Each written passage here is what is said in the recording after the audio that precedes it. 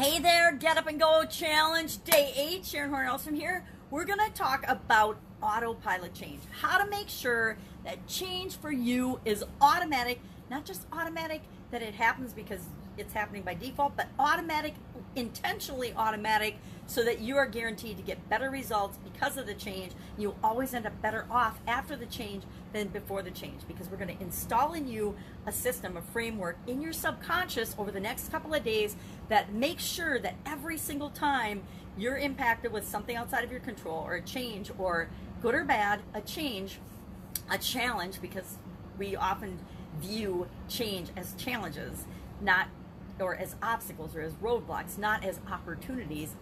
We're going to install this framework so that you automatically deal with change in the best way possible for you each and every time on autopilot, automatically. Who doesn't want automatic things? That's what habits are. Habits for us are things and processes and procedures that we automatically do.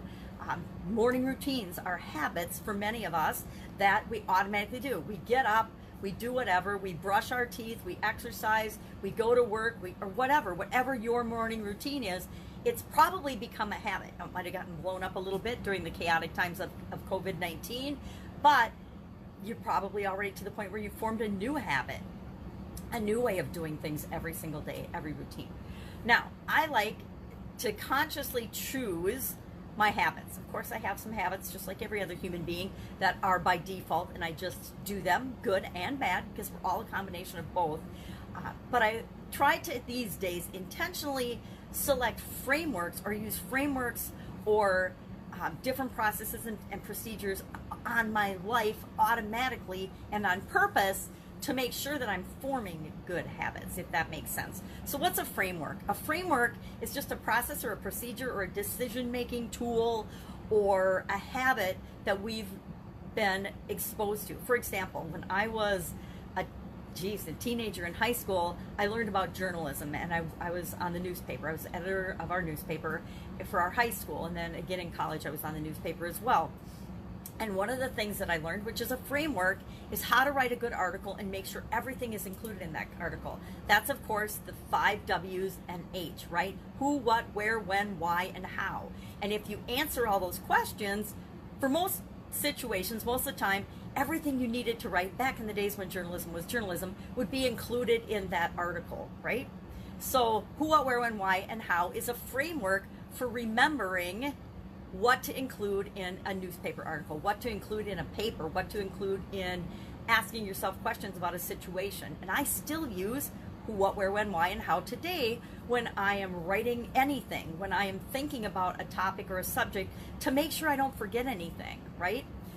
Another framework that I've used for decades is PDCA, which stands for Plan, Do, Check, Act.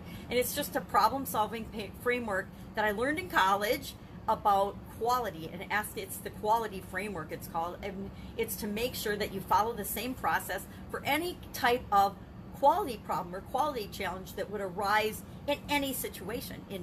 I was in manufacturing most of my corporate career, and so it would be in manufacturing. If there was a defect or a problem that arose, you would take it through the Plan, Do, Check, Act process to make sure, just like who, what, where, when, why, and how, you were answering all the questions that were pertinent to that situation.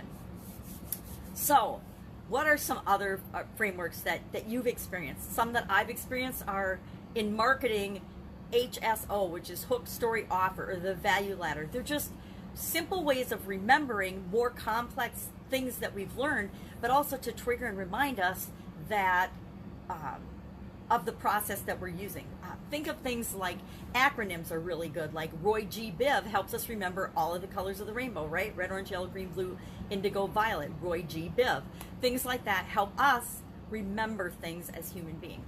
So the process, the framework that I want to introduce to you today is called SOAP.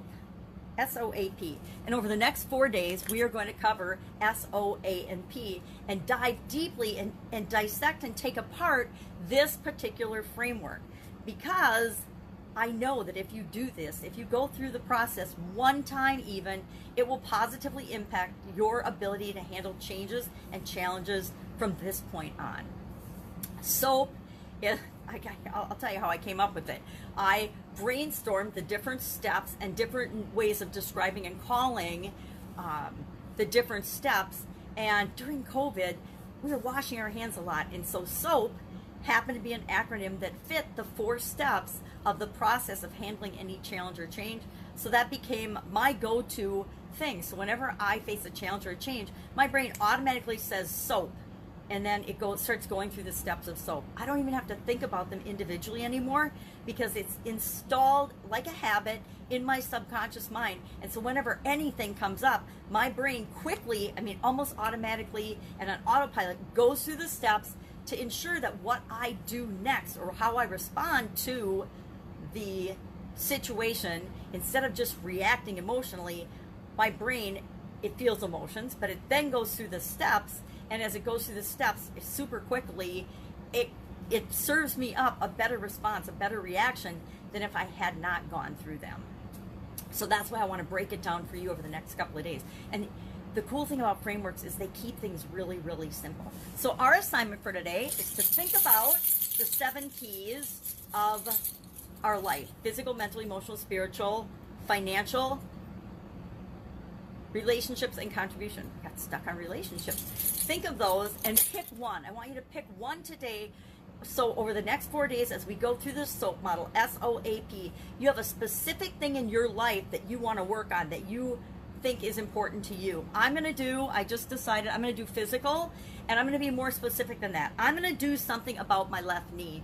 I've been struggling with my left knee for months, several months now, and I've been working on it, thinking if I just walk on it enough or exercise it enough, it'll be fine. It'll be awesome. But I think I need to go a little deeper on that because it hurts every day. It hurts all the time, and that's ridiculous. So it's signaling to me that there's something wrong. And of course, in my Sharon way, I'm ignoring it because there's so much else going on. So I am picking physical, specifically my left knee.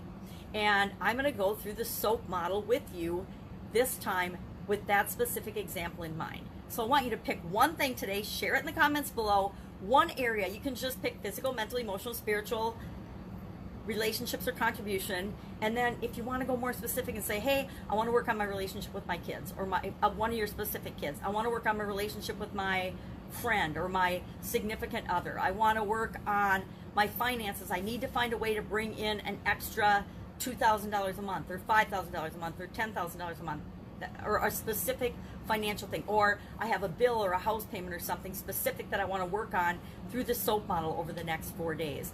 Or mental or emotional. Maybe you're feeling depressed and you're having a really hard time and being lonely through this time, and you want to work on that over the next 4 days and apply the SOAP model to that.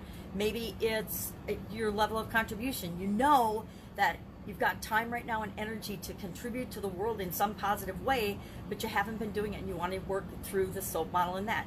Maybe spiritually you want to work on something, or emotionally, maybe you're having a really hard time. I guess loneliness would be emotional.